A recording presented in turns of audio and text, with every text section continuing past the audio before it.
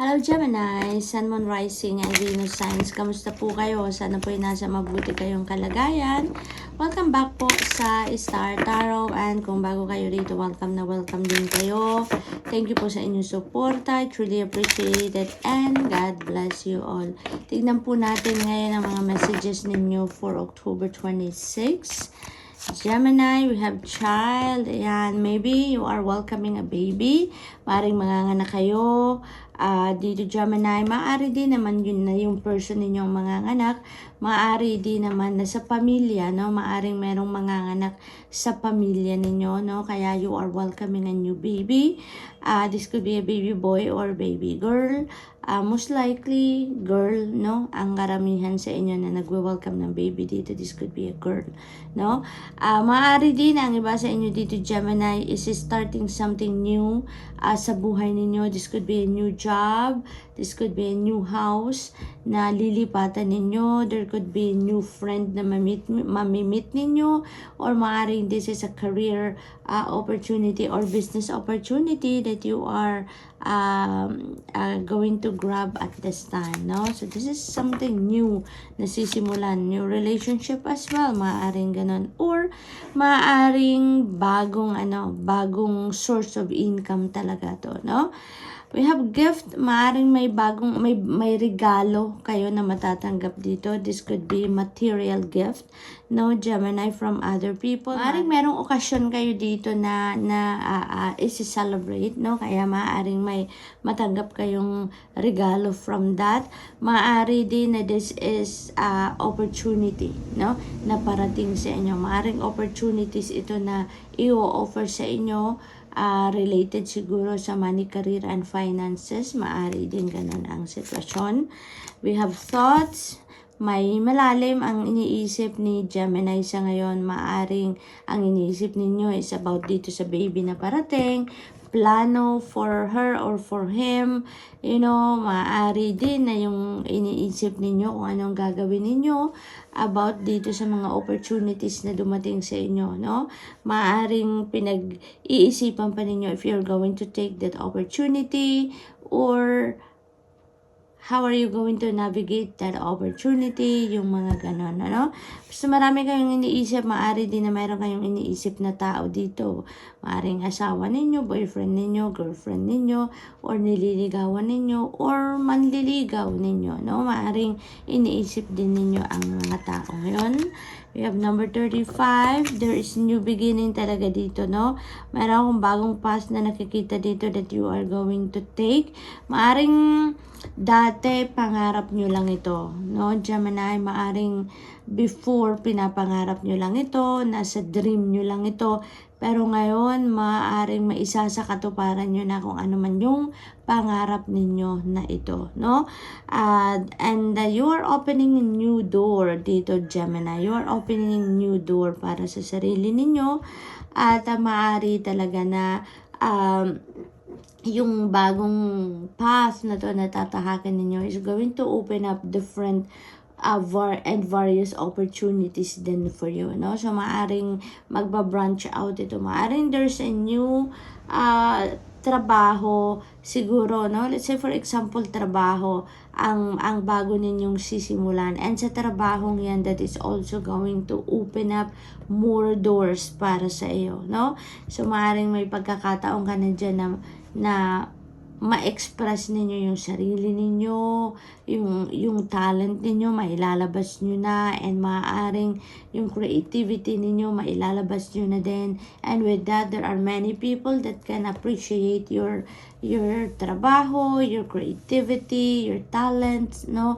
And maybe mas mag-open up pa yan ng mas marami pang oportunidad para sa iyo, iba pang lugar, iba pang avenues para ma-promote ninyo din ang talent ninyo, no? Maaring ganun din ang ganap dito. But definitely, this is a new beginning din na napapasukin ng iba sa inyo dito, Gemini. So, what else? We have 25 high honor. Ayan. So, may matatanggap kayo dito na recognition, no? When you really love what you are doing talaga, Gemini, no? There are so many opportunities na na nagbubukas dyan para sa inyo. Kasi when you are expressing your passion, mas nag-excel talaga kayo, no? Kahit sino sa atin, kung ang ginagawa natin, gustong-gusto talaga natin, talagang nailalabas niyan ang ating full potential. Kaya in this case, maaaring ganun ang sitwasyon na you were able to do what you love to do, you were able to do what your passion is. Kaya naman, sobrang outstanding siguro yung performance ninyo dito sa trabaho. And ngayon, maaaring makatanggap kayo ng recognition because of the job well done, no? So, maaaring ang iba sa inyo dito ma-recognize kung ano ang inyong ginagawa, ma-recognize ng trabahong ginawa ninyo, mabigyan kayo dito ng pay raise, promotion, siguro mga ganong sitwasyon, no? At maaaring mabigyan din kayo dito ng financial reward, no? Bonus, mga ganon. We have distant horizons. Ayan. So, malayo ang iniisip ninyo dito, Gemini, no? Maaring related yan sa mga plano ninyo or maaari din na ang pangarap ninyo dito, Gemini, is to work abroad or mag-travel abroad for some reason. No? So, maaaring may relation sa ganyang sitwasyon, no? Maaari din na yung mga pangarap talaga ninyo dito, let's say for example na magtrabaho abroad or mag-migrate sa ibang bansa or mamasyal sa ibang bansa, yung mga ganun ba, no? Maaaring yung pangarap ninyo yan is going to come to fruition na sa ngayon. Maaaring may isa sa katuparan nyo na talaga ngayon at somehow no, magbabiyahe talaga kayo very soon. Maaaring yun ang iniisip ninyo ngayon. You are thinking about the plans. Maaaring nag-iisip na kayo ng kung ano ang mga gagawin ninyo pagdating doon. Depende sa inyong sitwasyon. Ano? Maaaring ngayon iniisip nyo na. Nagpaplano na kayo. So that's what I'm picking up dito. No? But definitely there is travel dito. There is travel. So maaari talaga na babiyahe na kayo or yung pangarap ninyo is yung makapagbiyahe kayo. No? Maaaring gusto ninyong mag-tour sa ibang bansa, maaaring gusto ninyong magtrabaho sa ibang bansa, yung mga ganon. At maaaring mangyari na yan sa ngayon. So, good luck, Gemini. That's all I have for you for today. I hope nakatulong ang mga mensahe nito in some way. Thank you for watching. Love and light. Namaste. Hello, Libra, Sun, Moon, Rising, and Venus signs. Kumusta po kayo? Sana po nasa mabuti kayong kalagayan. Welcome back po sa Star Tarot. Kung bago kayo dito, welcome na welcome din kayo. Thank you po sa inyong support. I truly appreciate it and God bless you all. Tignan po natin ang mga messages ninyo for October 26. Libra, pauna mensahe ninyo, occupation. Ayan, so maybe iba sa inyo sobrang busy sa trabaho. Maaari din na ang focus ninyo ngayon is yung trabaho mostly, no? Maaari din na ang iba sa inyo nag-apply ng trabaho and this is the trabaho na maaring dream talaga ninyo. Maaring ito yung trabaho na gustong-gusto ninyo talagang gawin and maybe matanggap na kayo, no? Matanggap kayo. Maaring ang iba sa inyo is going to embrace that new job talaga around this time, Libra. So that's what I'm picking up here. Maaari din na ini-enjoy ninyo talaga ang inyong trabaho, Libra. Maaring yun din ang inyong sitwasyon. Kaya naman, parang binibigyan ninyo ng maraming oras because this is what you love to do, no? You really love what you are doing.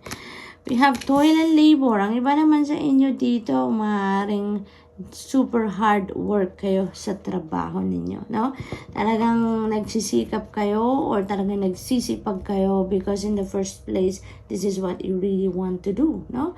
You can express yourself sa trabahong ito, you can express your passion sa trabaho ninyo, no? Maaring ganun ang sitwasyon.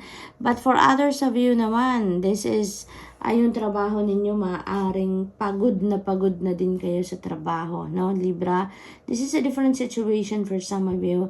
Na maaring this is, yung trabaho ninyo is a work na talagang physically demanding, mentally demanding, mentally and physically draining at the same time. Kaya parang pagod na pagod kayo. Mabilis kayong ma-stress dito sa trabaho ninyo. So, maaring ganun din ang sitwasyon ng iba sa inyo, no? What else? We have journey. Ayan, may travel kayo.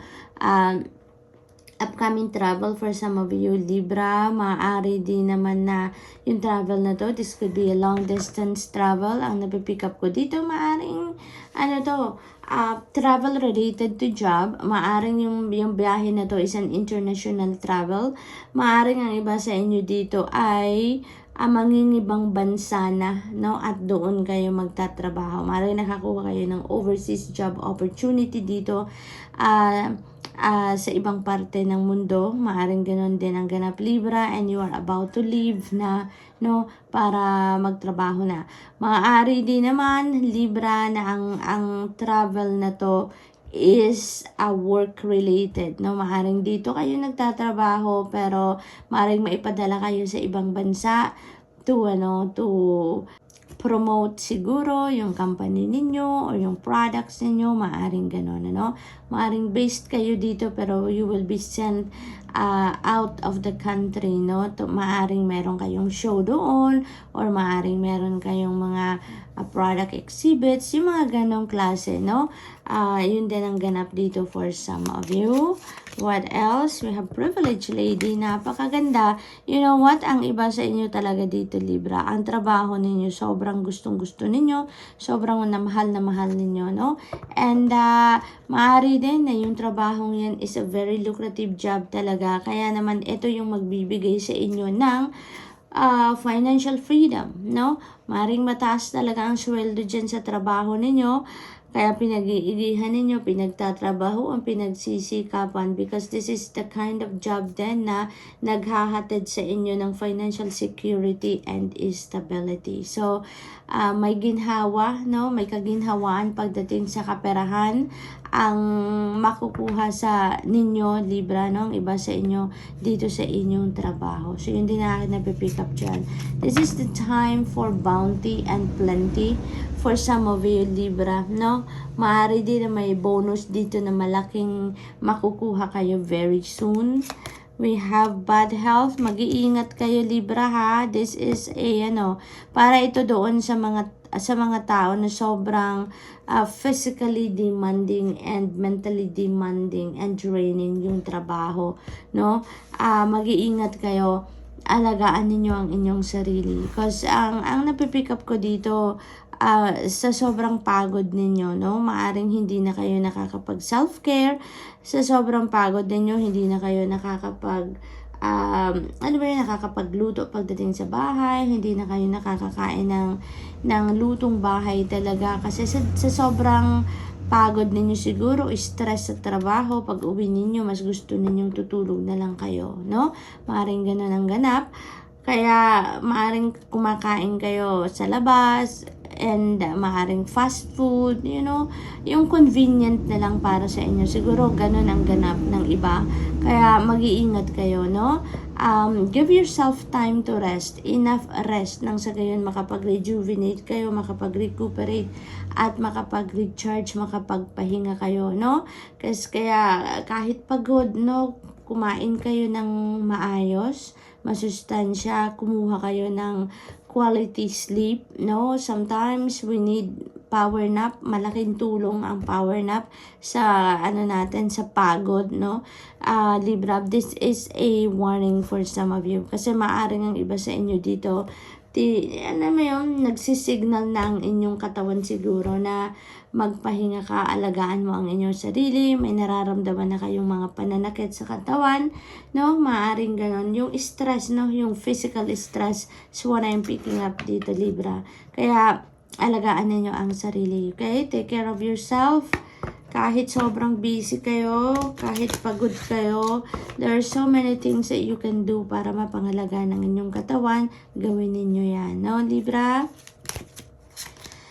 High honor. Ayan, so may dito sa sobrang sipag ninyo, Libra. Alam mo, siguro sobrang talaga kayo, super dedicated, super committed kayo sa inyong mga trabaho. Kaya naman, mabibigyan din kayo dito ng ng reward, maaring financial reward ito, maaari din na mabigyan na kayo dito ng promotion, maaring mabigyan kayo ng recognition, pay raise, yung gano'n, ano? Kasi inaano din naman na napapansin din naman ng mga boss ninyo, ng employer ninyo, yung inyong kasipagan, no? But still, no, kahit may magandang bunga din naman ang trabaho ninyong pagtsatsaga ninyo, at the same time, alagaan ninyo ang sarili para mas maging productive pa kayo, para pag in good health kayo, in good shape kayo, mas marami pa kayong magagawa, 'di ba? So, Libra, that's all I have for you for today. I hope nakatulong ang mga mensaheng ito in some way. Thank you for watching. Love and light. Namaste.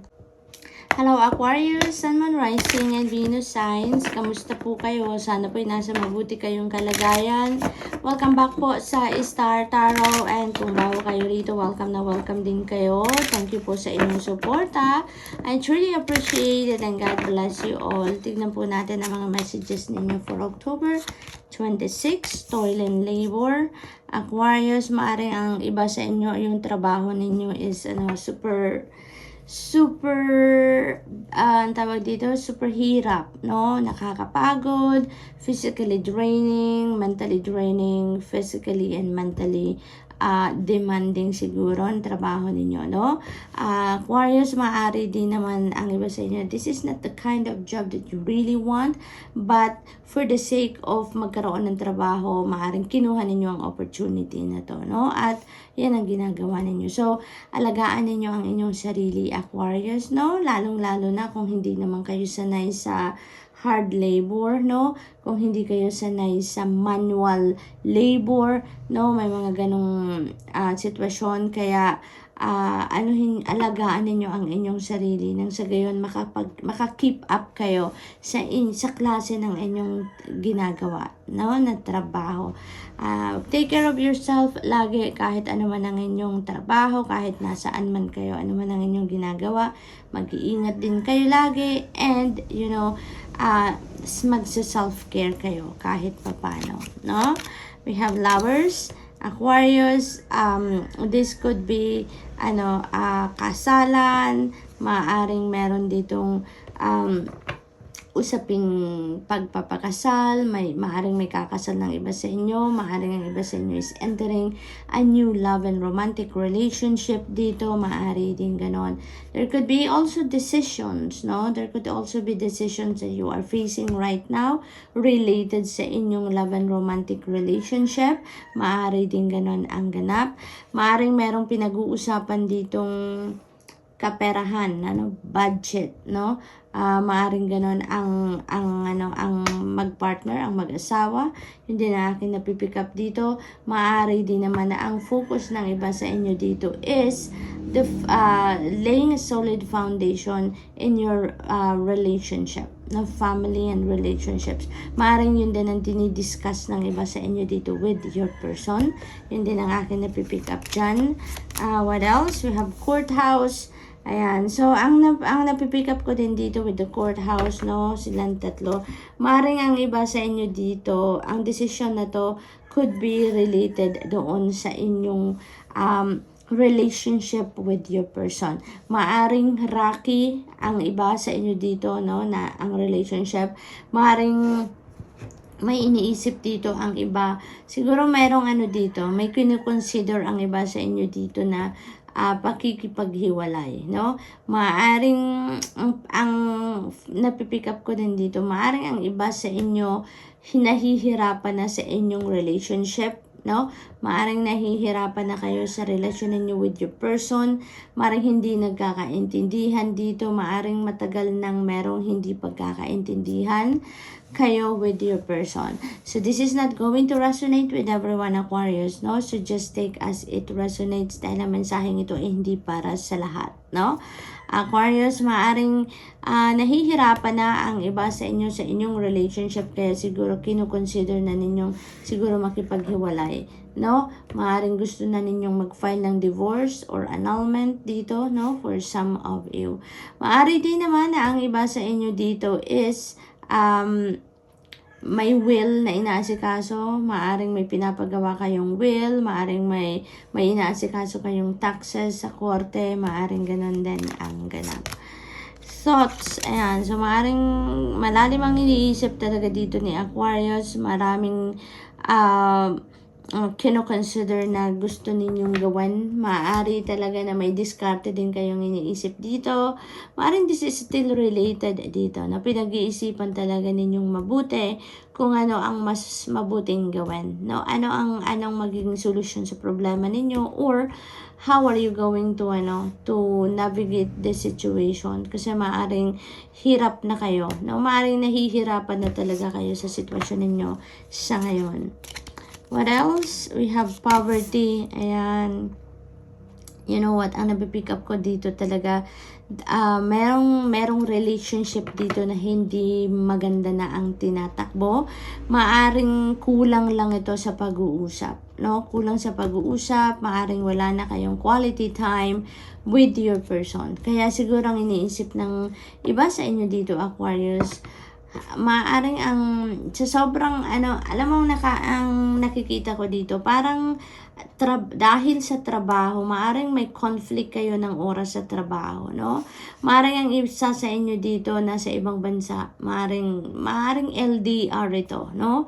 Maaring LDR ito, conflict of time zone, maaring conflict din ng oras ninyo sa trabaho at sa panahon ng pagkikipag-usap ninyo sa person.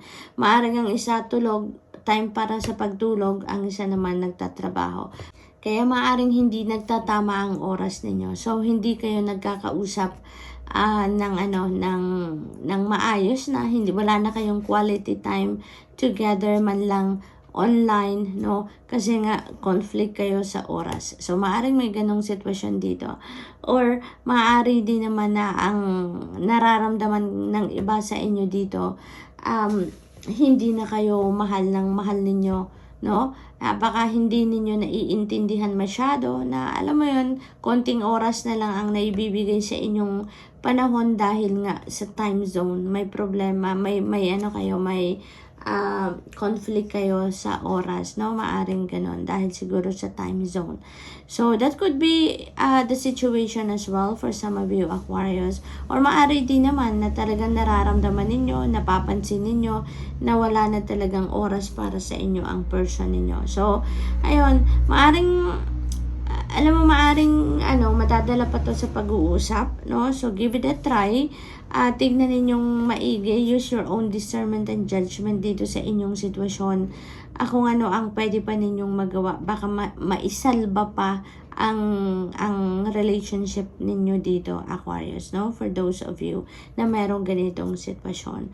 Kasi ang napipick up ko dito, nahihirapan na ang iba sa inyo, no?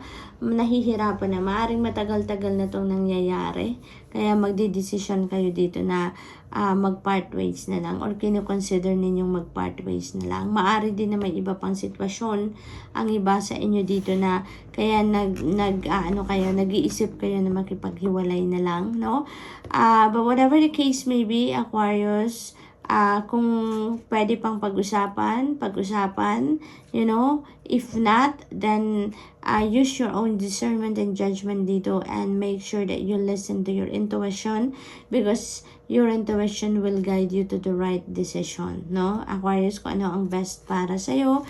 And isa pa, ipagdasal ninyo ang inyong sitwasyon, no? Ipagdasal ninyo yan nang matulungan kayo ng Panginoon kung ano ang mas makakabuti para sa inyo, okay? We have occupation. Ayan, maaring may problema din ang iba sa inyo dito sa trabaho.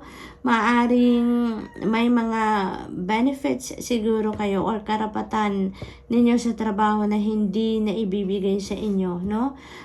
Ng kumpanyang pinagtatrabahuan ninyo. Kaya maaring yun ang inilalapit ninyo sa korte.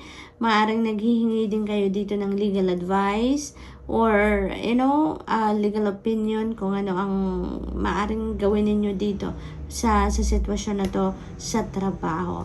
So Aquarius, good luck, and that's all I have for you for today. I hope nakatulong ang mga mensaheng ito in some way. Thank you for watching. Love and light. Namaste.